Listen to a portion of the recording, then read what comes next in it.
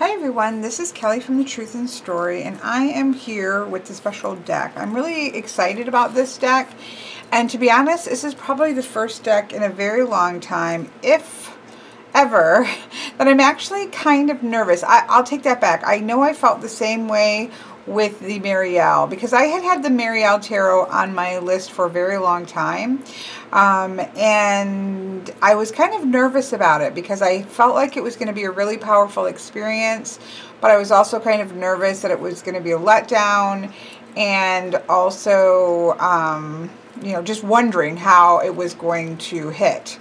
And so that one was definitely a similar experience.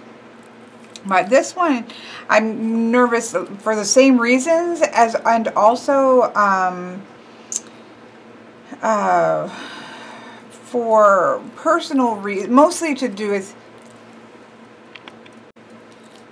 So this one I feel nervous about for similar reasons.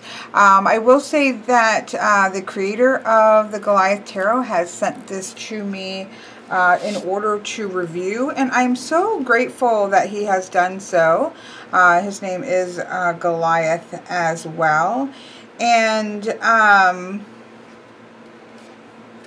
because, to be honest, Patrick had, my friend Patrick had asked me what I thought about this deck when some images had started to come out. And I think he actually asked me on a live chat, and I was like, oh, it looks really powerful. I'd seen one or two that were like, I don't know if that's really how I see the particular cards. And so I was kind of just not, I guess, in the place to process it. And so I was just kind of like, I don't know. And then when the creator contacted me, I found that he had an Instagram page. And so I started to follow his Instagram, and he was putting out images, so I was able to see a lot more. I believe when it was pointed out to me, there were only a couple images on his website, and so it wasn't, for me, it was not anywhere near enough to get a feel for whether the deck would be useful to me. But when I started looking at his Instagram and he started putting more and more images out, I started to get really excited, because I don't see this, for me personally, as being a deck that I use with clients, other than in maybe very specific situations or specific readings. But for me, it's more a deck that I see that I have this feeling like it is going to really work well with my personal practice. And I don't actually, I have a lot of oracle decks that I use in my personal practice, but I don't have very many tarot decks that really resonate with my actual practice and working with ancestry work and animal totems and things of that nature. I do use the Margaret Peterson sometimes, but that for me is very specific to healing. And recently I have been using the Crow Tarot, and that has worked for me as well. But I just have this, you know, under the skin feeling like while I may never have painted these cards or drawn them the exact way that they're done here, that there is going to be a cohesive message that works well with my personal practice. And so I'm like excited and a little bit nervous about it. So I should have had a pair of scissors or something ready, because this is not going to slide off. 1 second.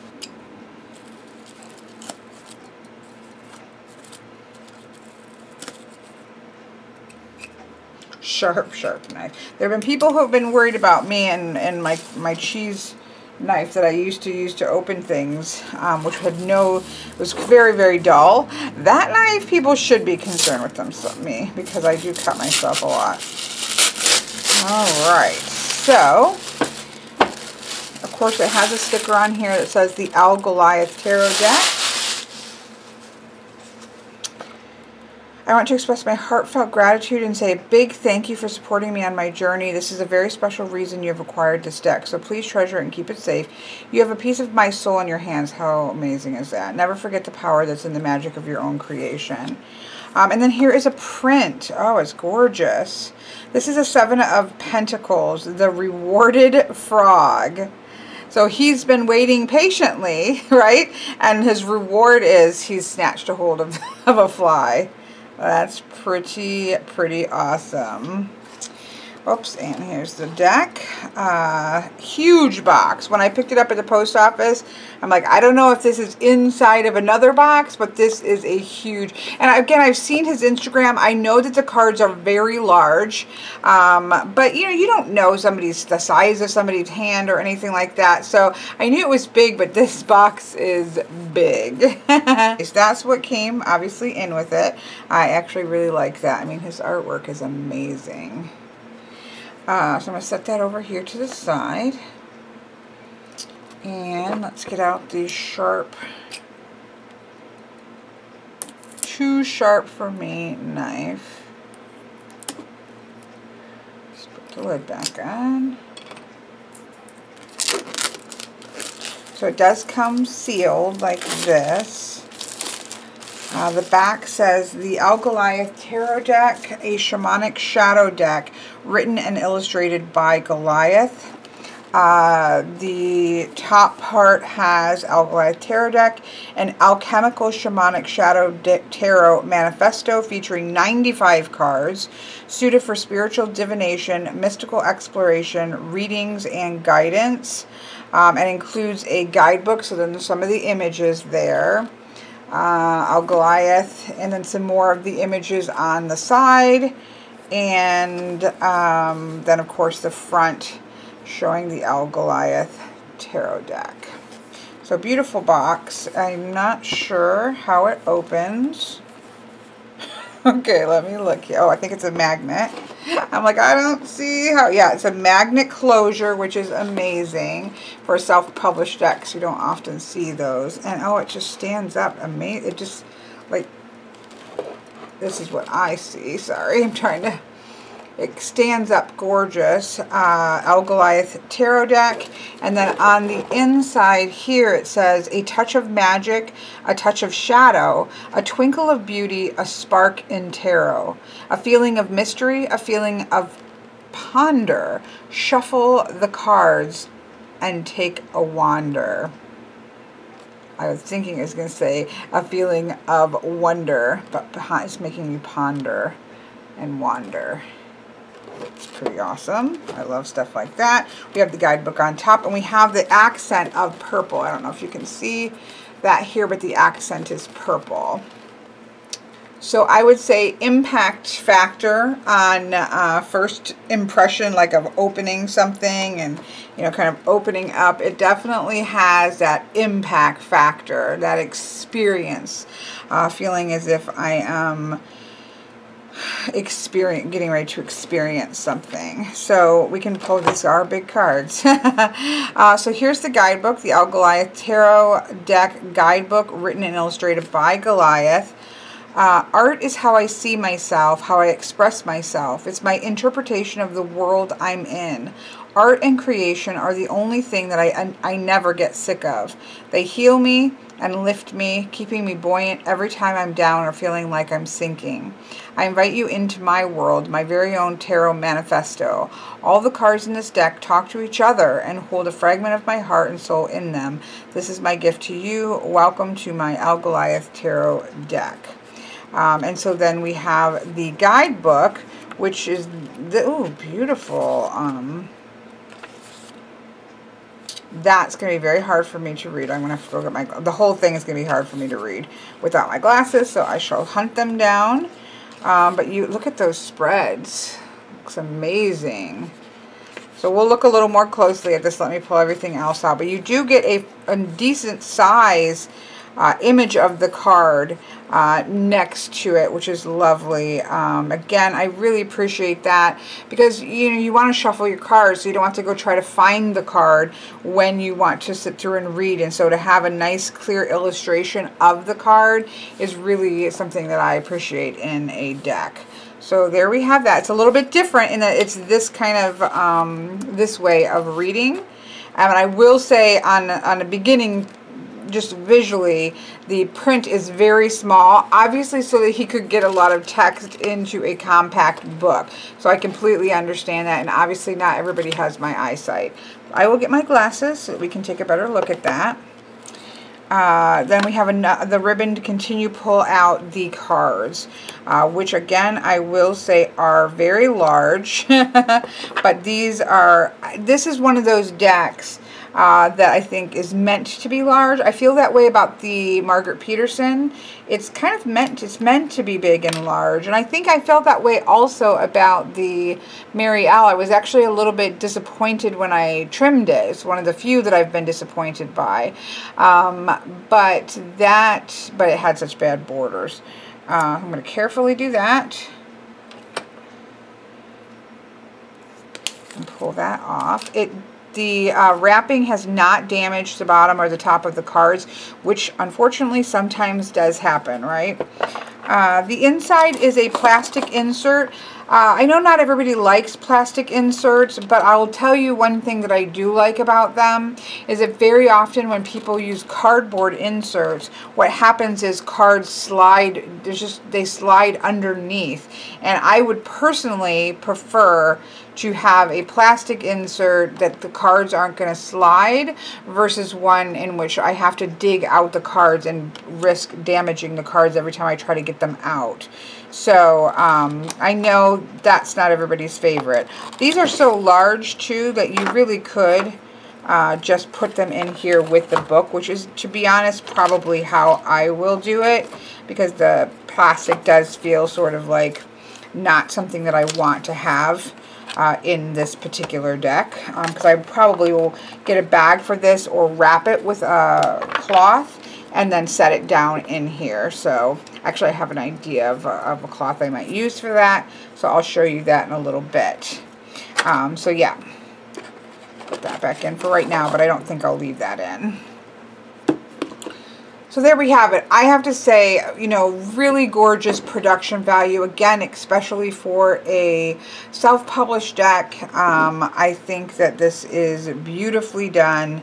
The experience of opening up is very impactful, which is, again, lovely in a deck unboxing. Okay, gorgeous background. Or backing has beautiful gilding on the sides. And then of course it's black and white. Now I loved, can you see how there are some cards that are white and some cards that are black bordered? I actually really love this. There's something very organic feeling about it. I also feel like I'm holding a pile of photographs, or again pieces of artwork. I love that. I can see, I'm sure there are some people that would bother. For me, I just think that is just visually amazing. And you can see that the border, whether it be black or white, is very thin.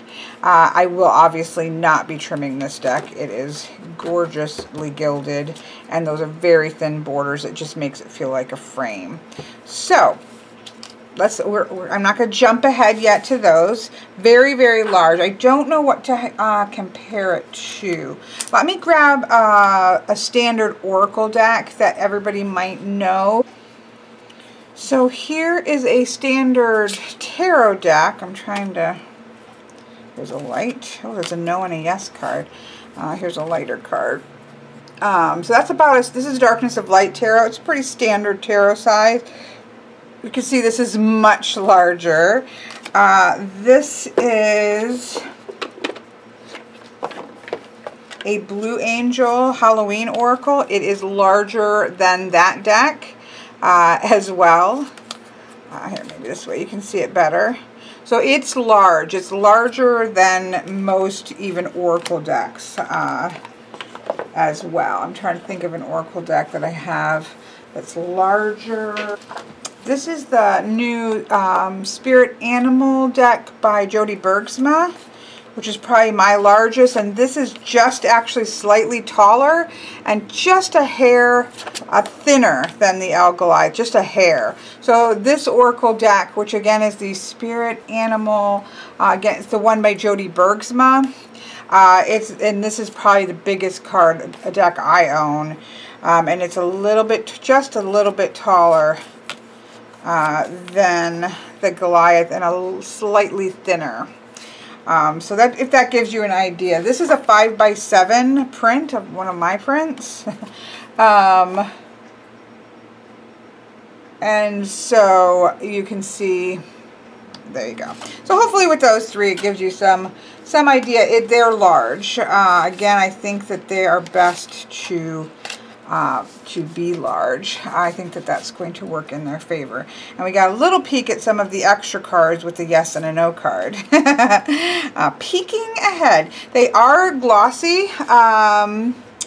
They feel glossy, similar, it's a nice gloss, similar to the Sessurabito, as well as there's another deck that shuffles similarly that I just can't think of what it is on the top of my head. But anyways, the Sessurabito is a gloss cardstock, but it shuffles like a dream. And it feels, so far, I haven't shuffled it yet, but it feels similar to that style of cardstock. Okay, so we have that. Oh, I don't even know where to begin here. I guess we will start, as we usually do, with the guidebook. Okay, I've zoomed in on the guidebook so we can take a look at it.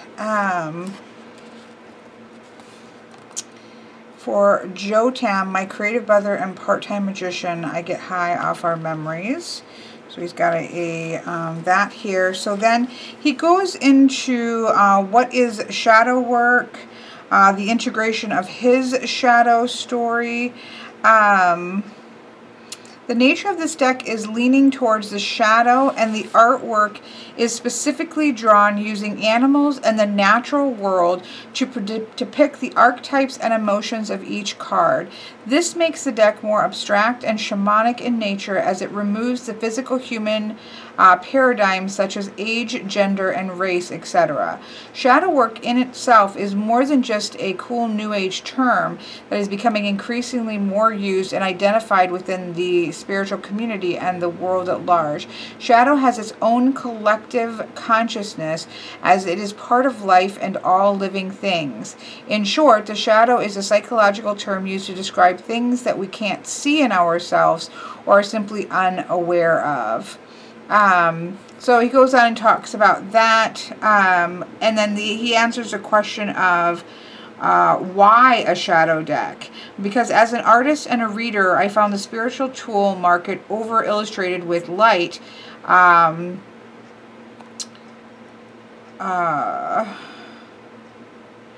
light-bearing esoterica that is based only on positive affirmations that completely ignore reality and integration of oneness. I decided to create something that could be used to funnel or hone in and focus on a more specific and deeper purpose.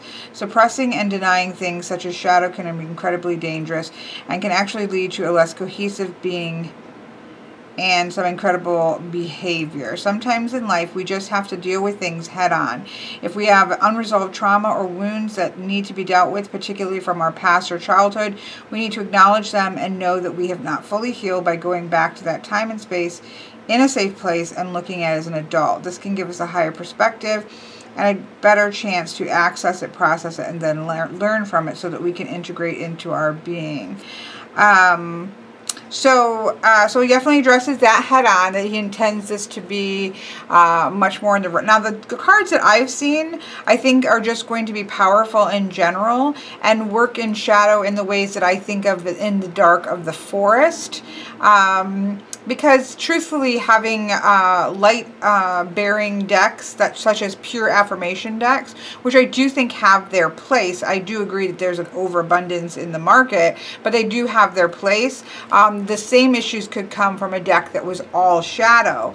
And so what I hope to see, and what I think I've seen so far in the cards, is that this should be something that could be used on both sides of the spectrum, that can go into shadow and go into light as well, because I think what we're really looking for is balance. So we shall see. I will say, reading this small of text on this black, for someone like me with bad eyesight, is quite difficult. This is actually easier. So then he goes into an introduction about creating the deck. If this be magic, let it be an art lawful as eating, The Winter's Tale by Shakespeare. Understanding the cards. It says there are quite a few different styles and structures of tarot decks, from Aleister Crowley Thoth Tarot to the Marseille Tarot. My deck is based on the traditional Rider-Waite deck created by Dr. Arthur Edward Waite and designed by Pamela Coleman Smith, a member of the Golden Dawn. The standard deck consists of 78 cards. He goes in and explains all of that. And so this is Rider-Waite Smith based, but from the cards I've seen, you can see the Rider-Waite Smith, but he's definitely gone off and I think has his own voice in the system. My deck also features some add-on cards that are more abstract and can be incorporated in the shuffle of your cards if you choose, or you can take them out and just use a standard 78 cards. Also in my deck you'll find 2 simple yes and no cards.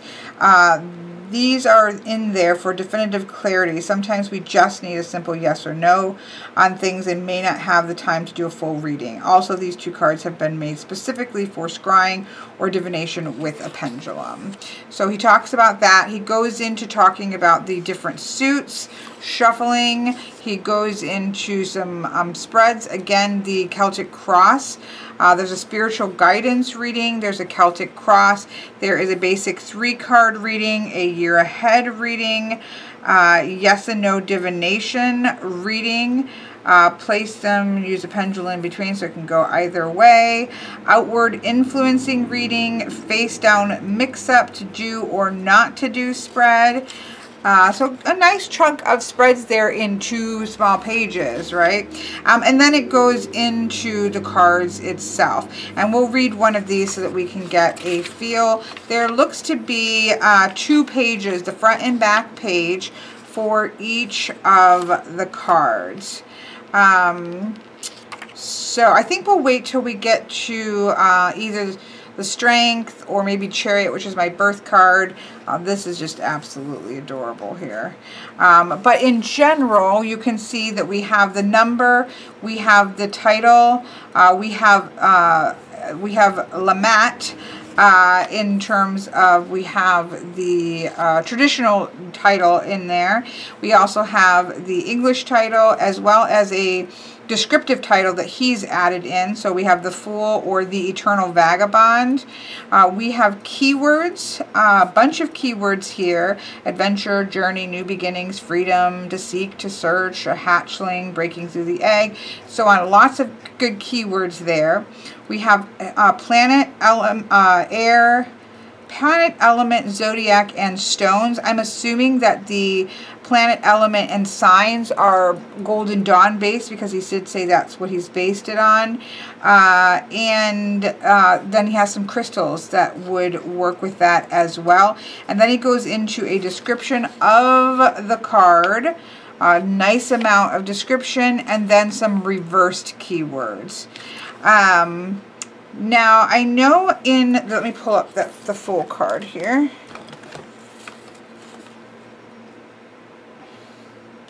So we have 3 titles, basically. We have the Fool, the number 0, El Fool, and then the Eternal Vagabond here. So it's kind of got a script that would be a little bit hard to read, especially when you get into some of the other ones. We'll see if he talks about that. We do have the copyright here, but I will say it is so small and so faint in the black that it's not distractive. You can see it more in the white. You know me, I am not a fan of copyrights on especially the faces of tarot decks, but I will say that that's pretty unobtrusive. For that, which is a kind of a pet peeve of mine, but that one is one I think I wouldn't have an issue with.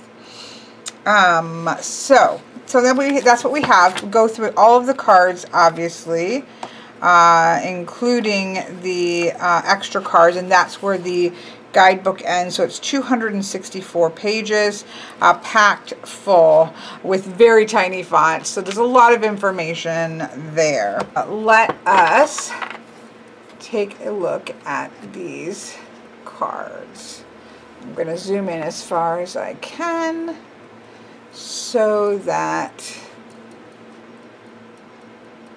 You can see them very well. They are going to slip around because of the gloss.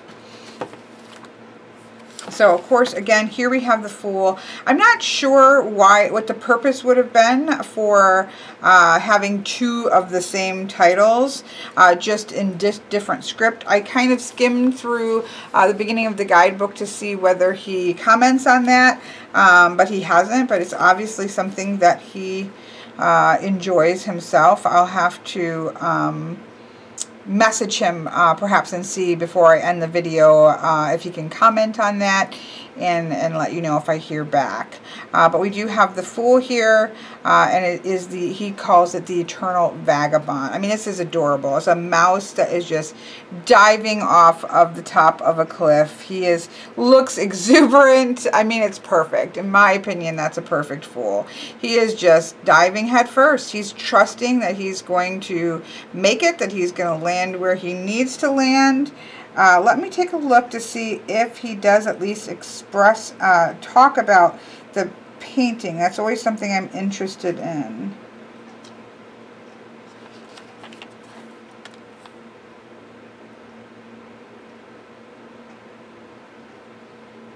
I don't see, at least in the Fool card, he's talking about the Fool, but I don't see him actually referencing the painting or drawing itself.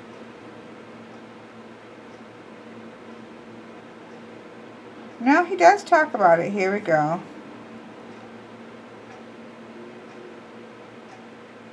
Traditionally, we see the Fool about to step straight off the edge of the cliff, but in this interpretation, we see the Fool has already made the leap of faith and taken the jump, or should I say the plunge. You as the reader can take this any way you choose. Is he going to land safely? Is he doomed in the mists and swirl of the beautiful, perhaps treacherous waterfall? This all depends on your own assessment and what other cards arise around this one. Yet despite this reckless abandon, it is but a small being at the start of an immense journey, just as the mouse is a tiny creature in a vast world. From the expression on its face, he doesn't have a care in the world. This archetype is not concerned with the burden and judgments of others that others may choose to place on him. He just wants to do what he pleases and get on with it. The Fool card in the tarot is bursting with excitement and innocence, living each. So he does reference the actual image. That's what I was looking for. Something that I really like to see in cards, in decks like this, that you know are kind of really going deep and very connected with the personal view of the creator. I like to get an idea as to what that means to them personally. So anyways, I think it's an absolutely perfect Fool card. The Magician is amazing. And again, I'm just kind of checking to make sure, but this does just say the Magician, but in this sort of, it kind of looks like an Arabic script. I'm not saying it is that script, but it kind of has that feel of sort of like an Arabic type script. And then it has the number Al Magician, and then the Alchemical Master here. But then in the guidebook, it does show the traditional historical name as well there. I mean, he's awesome. He looks like a shamanic panther, right? Now we can see right away that this is not animals only in sort of their natural environment, such as we have this mouse who's kind of wrapped something around him and he's diving off. He's got like a ribbon around him. We have this panther here with this full headdress with antlers and you know, a flute or some sort in his mouth. So this is not a Black Panther in his natural surroundings. This does have elements of humanness in terms of wearing clothes and headdresses and things of that nature. But he looks extremely powerful here.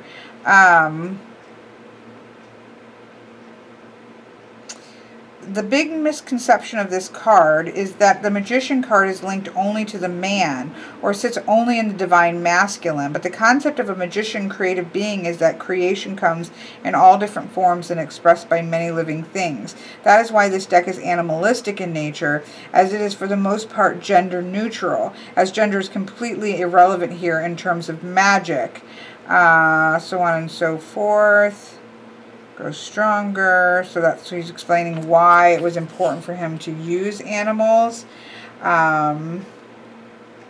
Give sort of a classic. Okay, I'm just kind of getting a feel for it. I know I have to speed it up here, but we also see there is some script in the background. I'll have to read through here to see whether he talks about that particular, what that, you know, points to it and or discusses it. So we'll see if that comes up in other cards. But we do see some script back here, but I think it's extremely powerful. Here we have the High Priestess.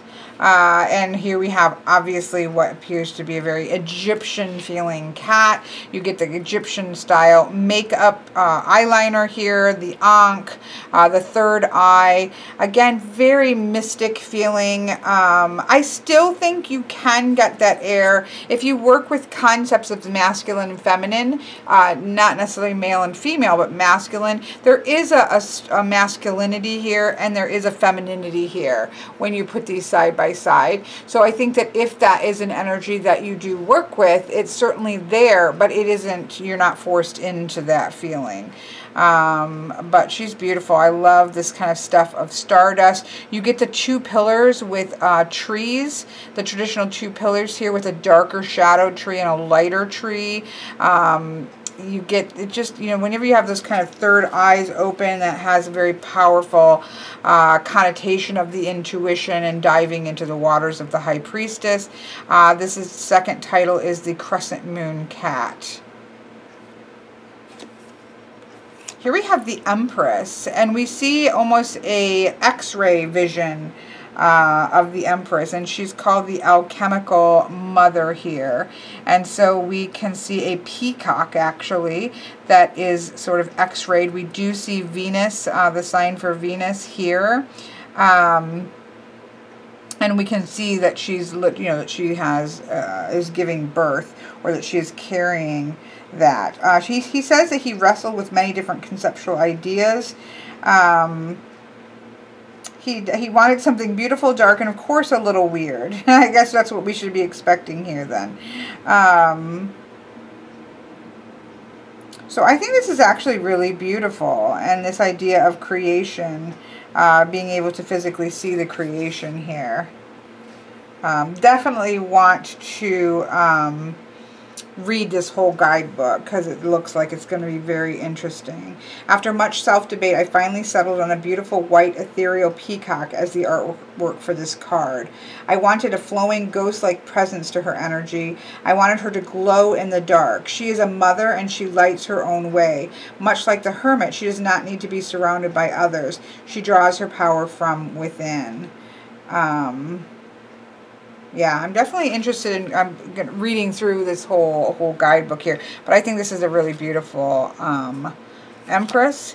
Here we have an Emperor with the ruling father. Is this, what did I say what this says? Alchemical mother and ruling father. This appears to be some type of antelope. Yeah, a strong, stern antelope sits in his ruling domain. So again, what I meant by, we don't see an antelope just in nature. He has a cloak on. He is ruling. He is in the position of power. So it's that type of deck, but it's not jarring. I tend to prefer animal decks that are just animals in the wild, but in terms of tapping into the archetypes of the Rider-Waite-Smith and most tarot decks, I definitely think this does its job. They're quite clear, I think, what they are. Here we have a very interesting Hierophant. Master of the keys. So we have all these keys here. We have some kind of creature with very creepy looking lots of eyes. I want you to pay special attention to this card and the imagery. Sit with it and ask yourself, how does this imagery make me feel? Do you like this? Does it feel a little sinister? It doesn't feel sinister to me. It does feel slightly creepy just because of all of the eyeballs. I choose to look at the Hierophant in a more positive light and see a teacher, mentor, or someone who has acquired a relationship with their higher self. All of their eyes are open here. Which I think is interesting. We do have what kind of feels like wings back here, but they also could be hooks. I don't know what those are there. This is one card in the deck that is completely abstract and truly open to the viewer's or reader's interpretation. I wanted to create a feeling of power and royalty in this depiction, and we see a vulture-like bird with its back turned to us, hiding its face. Its dark wings tucked inwards. Its frontal line of view is towards a barren, dried up and cracked desert floor. The skyline is turbulent, moody.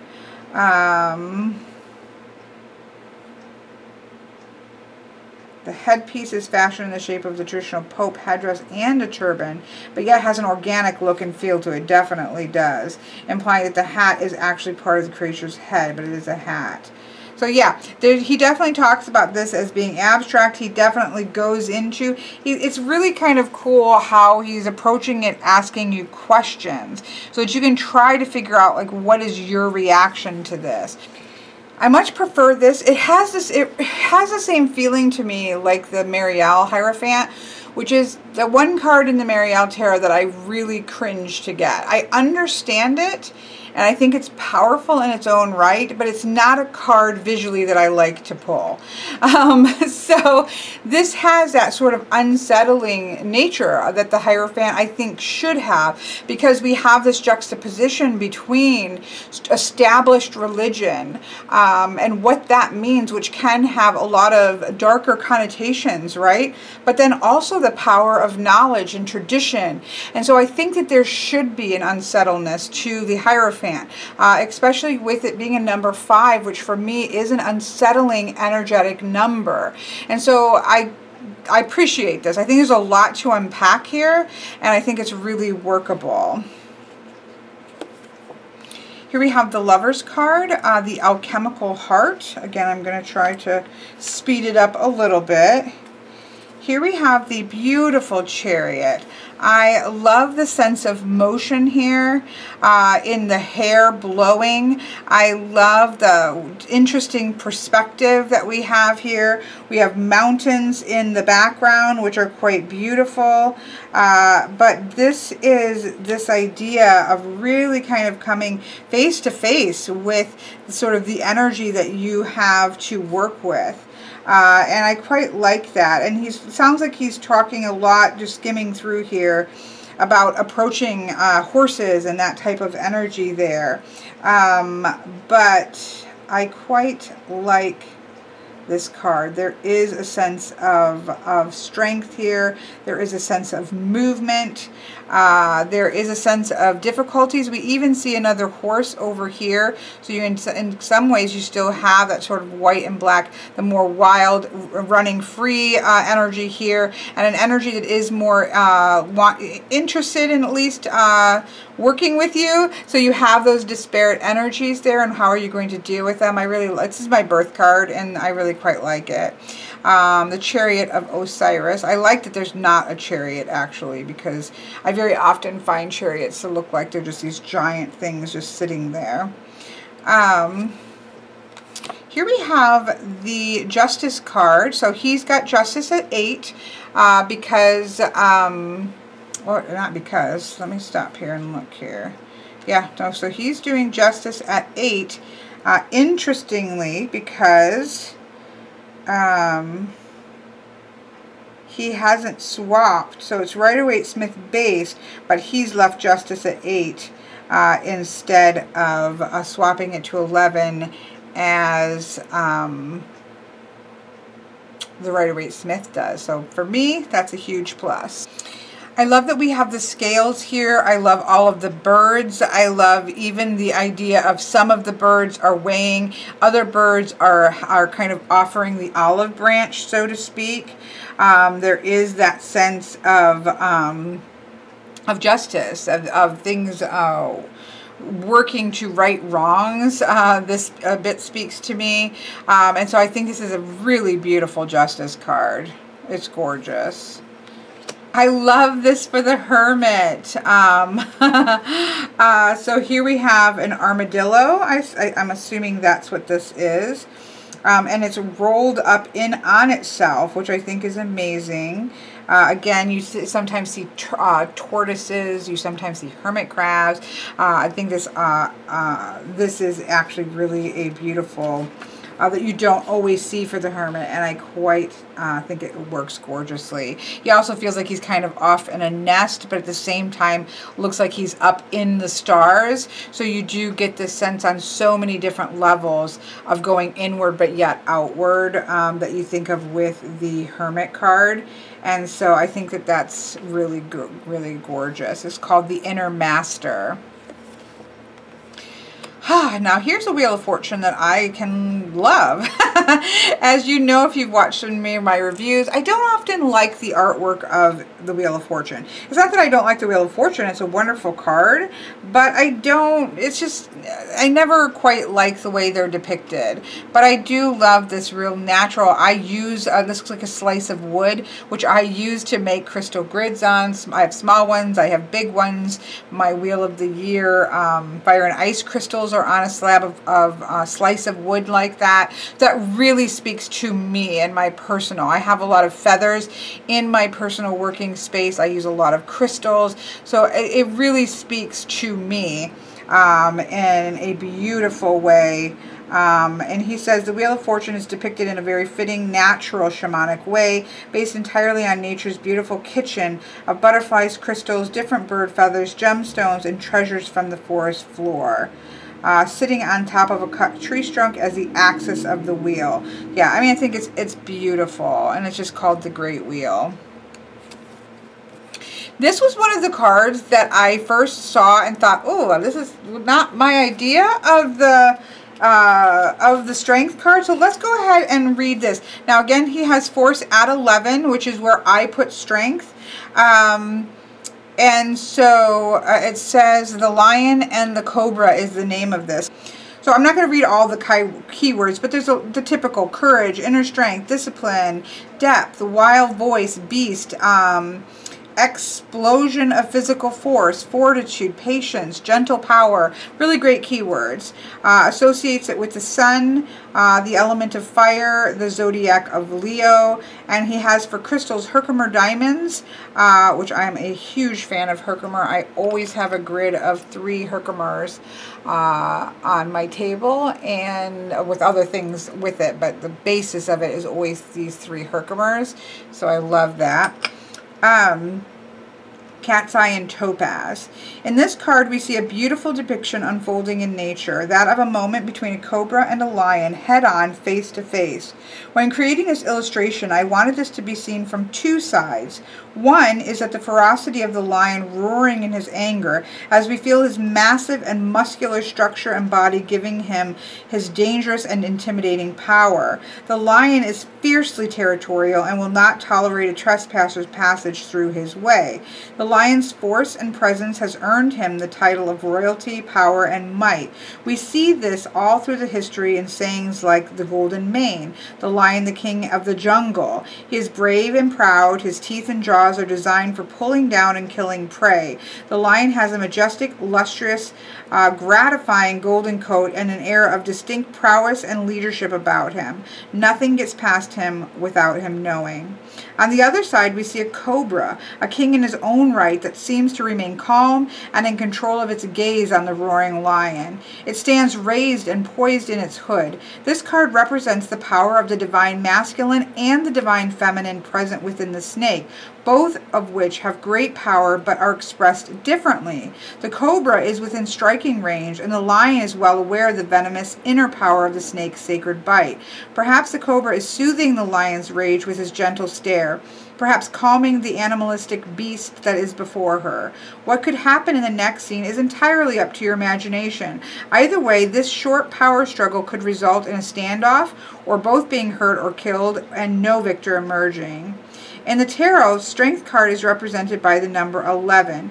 This is an instinctual and charismatic dynamic number numerology and is associated with the dynamic energy and capability to focus on a goal to see it through to its completion.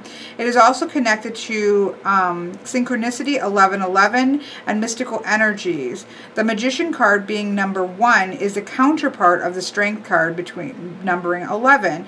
The magician is about the mental creation force behind something, and the strength card is the physical force to push it through and see it brought out, birthed into the world for all to behold. So I like that. I love how he does reflect, you know, how on the numerology that's there. That's something that I like to see in the book. I'm guessing that's one of the reasons that he did keep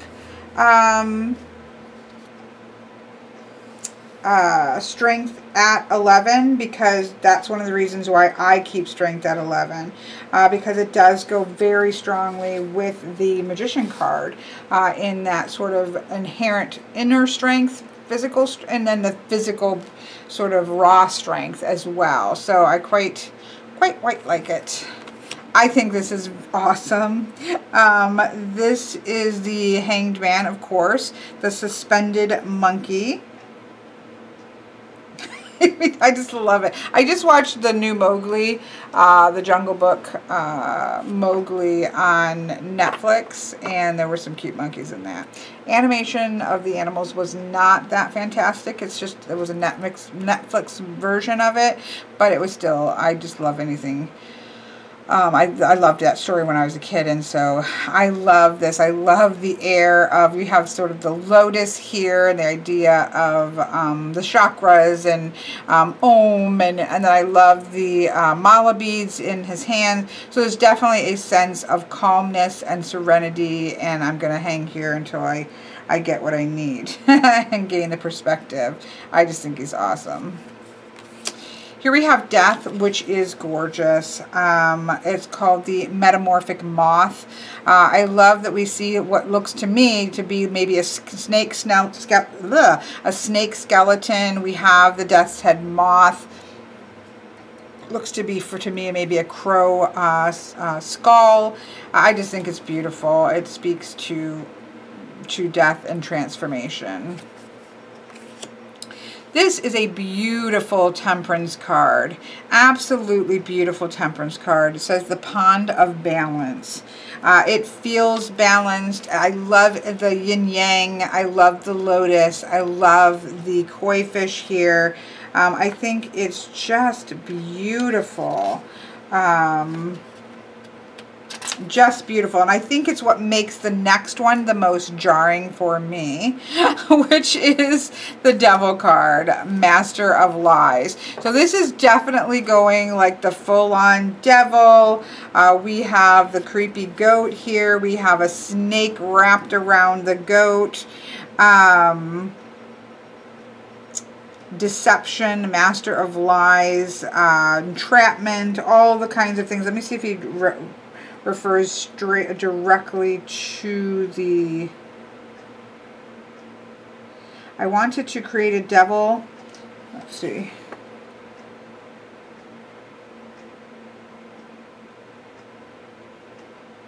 One cannot exist without the other. Sometimes we sit more in looking at the world through rose-colored glasses and ignoring the shadows, and it can actually make you even more susceptible to being used, hurt, or even killed. It shuts down your defense systems, rendering you utterly oblivious of the dangers that inhabit the world. Also, it would not be healthy to just sit in the darkness and lurk and live in the bowels of lower vibrational levels. So you don't want either one. But given that this is a shamanic shadow deck, I wanted to create a devil card that really causes a visceral, even a disturbing feeling when you first see it. Some may even go as far as to say shocking and grotesque. I mean, I've seen worse. For me, there has been no more shocking or grotesque cards in tarot than the Wild Unknown Ten of Swords and even perhaps the Nine of Swords. So for me, the use of the goat is a quick shortcut into the iconography of the devil, and so it does speak to lies and deception. It does speak, for me, it speaks directly to abdication of authority and responsibility. That when we put off the evils of the world onto some mystical being such as the devil, we lose sight of the fact that it is very often a human being who is, I would maybe even argue all of the time, it is what's dangerous within us that is a real danger. And so this idea of having a very traditional feeling devil that is disturbing with his creepy teeth, I think works really well, because it's the monsters that we make under our bed, right? It's the monsters that we make so that we can point our problems and give away our problem. The devil made me do it. We can give that over, our responsibility for our own actions and our own choices, when we create these constructs.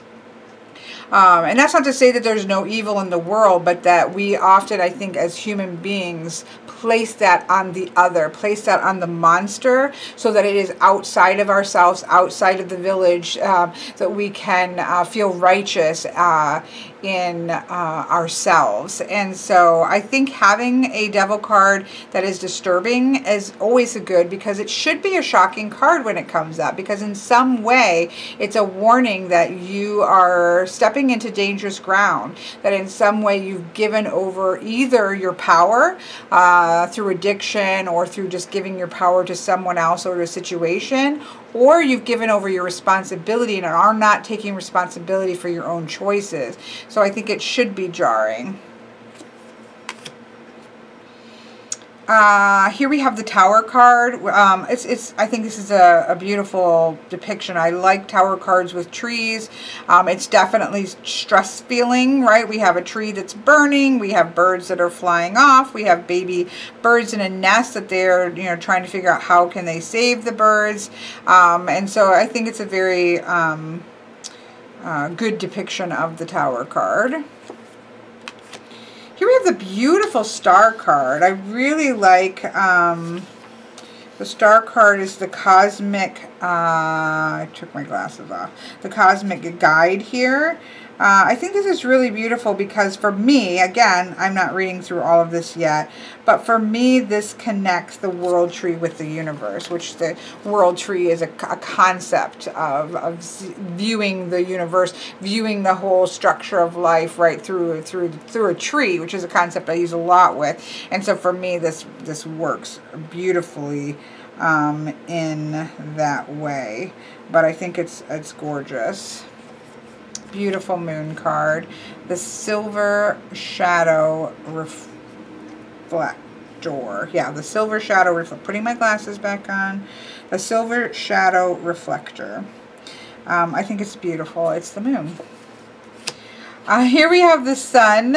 I could have done without the flowers around the little bear's head. That makes it cuter than I think the rest of the deck so far has been. Other than the mouse is actually really cute. So I will say that that's okay.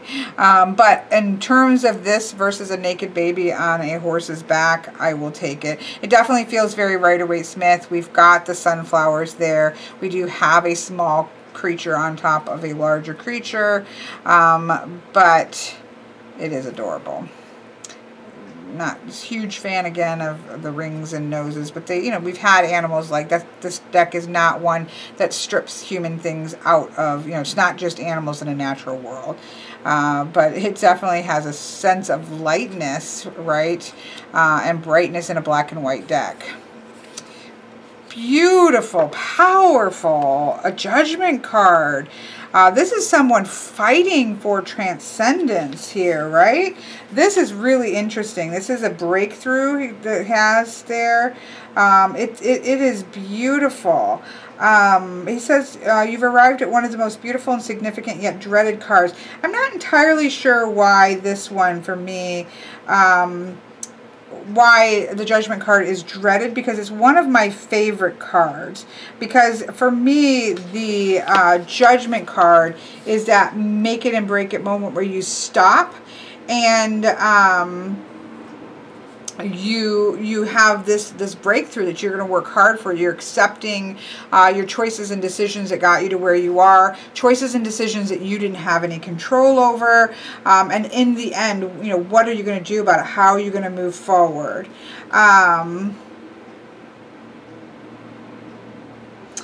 This card represents a line that has been crossed and there's no going back from it. A time when nothing will be the same.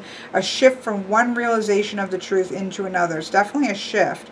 The main animal in this card is a white polar bear. His white fur is symbolic of the purity that is transpiring around him, within him. The light beams are breaking through the ocean and penetrating downward into the water. It seems the bear is having somewhat of a hard time and is in a bit of a struggle out at sea. Did he in fact swim out too far and simply run out of energy? Is he drowning? Is his wet fur wearing him down? Either way, was it his actions that got him in this predicament that he finds? But maybe not. Maybe he was on an ice floe and it cracked and he had no control over it, right? So there's lots of questions here as to what could be having...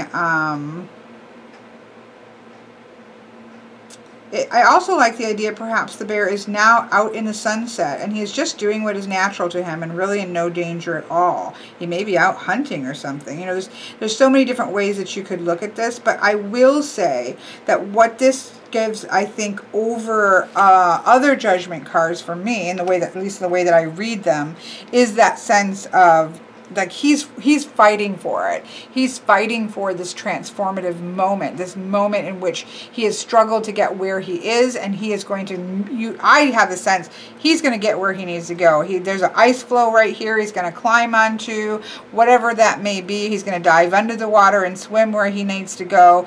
You can just see he's determined to sort of own the place that he's in right now and move forward into a new place. It's very powerful. Love this World card. A jellyfish here. We have a circle of fish here. Everything is just kind of beautiful flow about this, which I think is gorgeous. He does talk about the circle.